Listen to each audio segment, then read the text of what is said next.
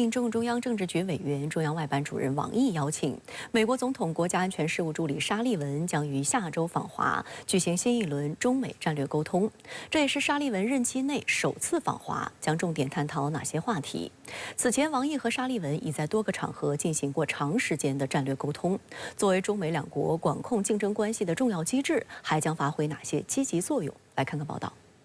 外交部发言人毛宁24号宣布，美国总统国家安全事务助理沙利文将于27号至29号访华。外界注意到，这是自2016年以来首次有美国总统国家安全事务助理访华。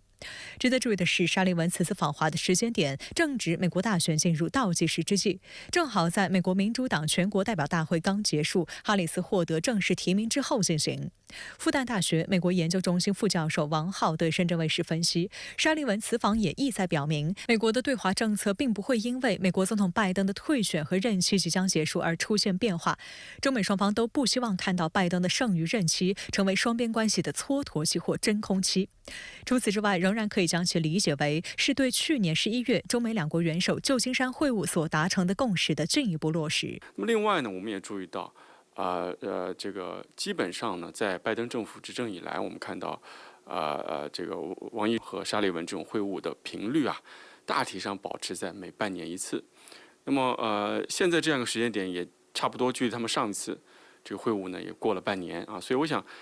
它已经形成了一种。这个定期的机制化的一种安排啊，所以我想在这样一个时间点过来呢，可能也是这样一种机制的延续。白宫国家安全委员会发言人科比透露，沙利文此行旨在与王毅会面，就中美双方共同关心的双边、区域及国际事务展开对话。预计双方可能就台湾问题、南海局势、经贸往来、芬太尼管制、人工智能等领域展开交流。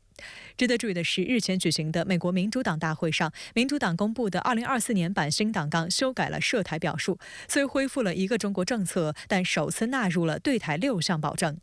王浩认为，美方的总体思路仍然是通过打台湾牌来遏制中国，但另一方面又希望能够管控这种竞争。因而，在既有的政策框架下，中方仍然要在这一次双方的会晤当中再次强调台湾问题的重要性，让美方意识到不要在台湾问题这一中方核心利益上搞小动作。也希望通过这次会晤，双方能够围绕这样一个问题达成更多的共识，因为一旦出现一些擦枪走火的可能那么甚至一些小动作所引发的可能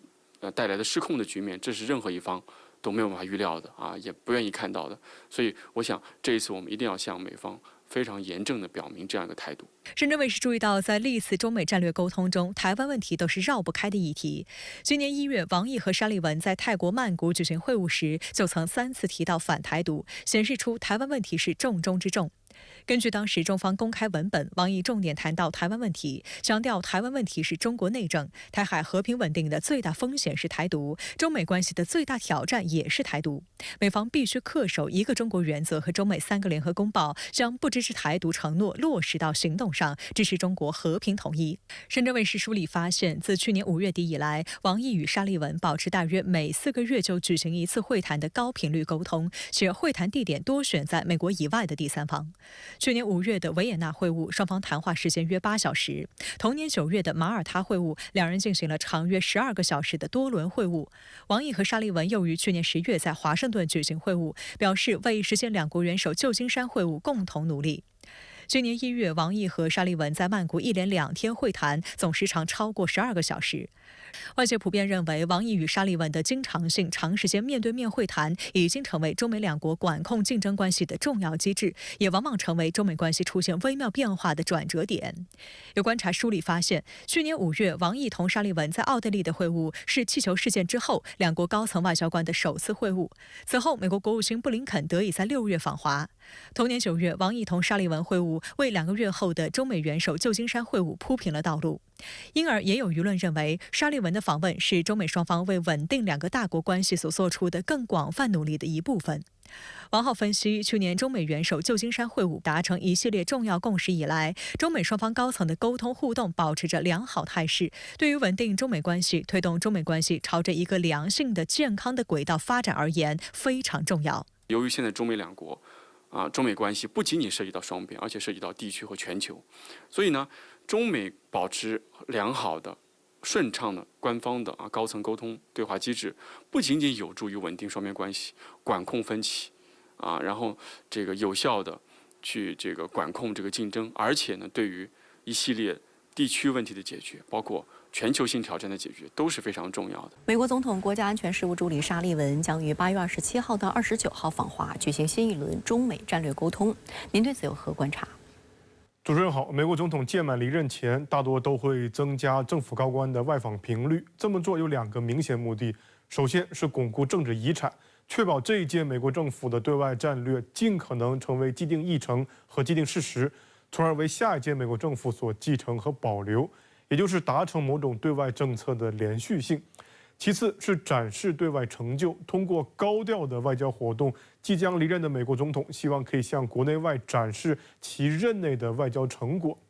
所以我们看到近一段时间以来，美国国务卿布林肯满世界飞，外访频率明显高于此前3年，尤其是国际热点区域的中东和乌克兰，还有环中国的美国盟友体系节点国家，都少不了他的身影。以及我们今天谈到的美国总统国家安全事务助理杰克·沙利文，这么一个认为中国发展高科技产业就是一个错误的强硬反华派，也将进行任内第1次访华。当然，我相信这也将是沙利文任内的最后一次访华。所以，沙利文要来谈什么呢？美媒彭博社在8月23日的报道中写得很清楚，据匿名高级官员透露，有3个核心议题：一是中国在俄乌战争中所扮演的角色；2是中国的台湾内政问题；3是有关南海的争端。那您认为沙利文的中国行会否是拜登垃圾时间的一部分？倒也未必。有美媒表示，沙利文是拜登政府的官员，他不会代表下一届美国政府。无论胜选呢是民主党的哈里斯还是共和党的特朗普，怎么可能？沙利文就是代表哈里斯、代表民主党来摸中国底的。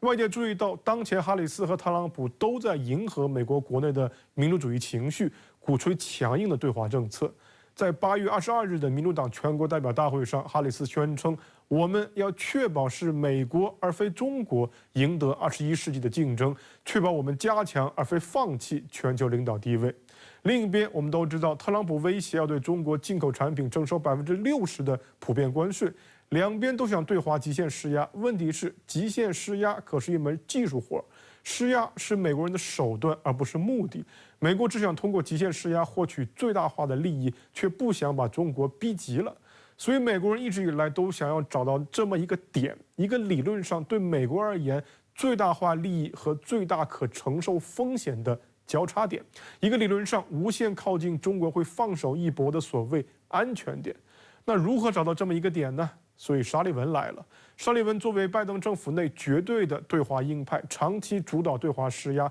他来摸这个底可谓是专业对口。沙利文摸底的目的就是服务于哈里斯的选举，为哈里斯提供设计对华政策的具体依托和参考。当然，沙利文的中国行表明了中美两国互相之间管控分歧、避免冲突的决心和努力。有的谈自然比没得谈要好。美国也许不能成为中国想要的那种朋友，至少美国也不想成为中国最坏的敌人。沙利文想来摸中国的底，中国也可以趁机反过来摸美国的底，去寻找最大化对美施压的理论安全点。国家间博弈从来都是相对的，再诡计多端，最终还是要靠实力说话。